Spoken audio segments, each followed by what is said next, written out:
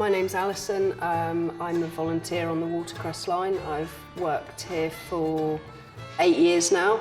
I started off working on the restoration of 75079, which is a standard 4 locomotive out in the shed. For the last 5 years I've been on the footplate as well, and I've been a fireman for nearly 3. And since last December I've been a director of the Mid Hants Railway Limited Company. So I get to see a wide range of different perspectives across the railway.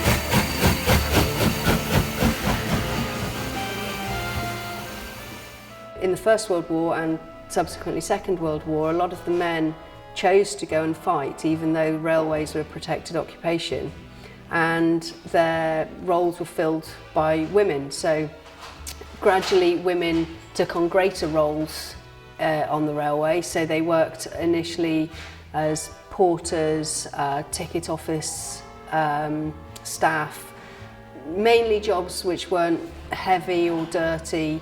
They also started to work on cleaning the engines, but they had to do all their cleaning and everything wearing long dresses and climb on the locos with long dresses, and it was completely crazy. And then over time, as more and more men went to fight, particularly in World War II, they started working in machine shops like this, making components for the engines, helping to maintain the engines, and got involved in a lot of areas, a lot of heavier work.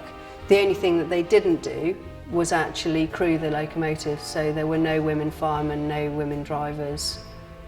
They were all working behind the scenes. And quite sadly, after the wars, the women were just basically sacked. Even though a lot of men sadly didn't come back, the women staff, it was agreed that they could take the jobs, but only for the duration of the war.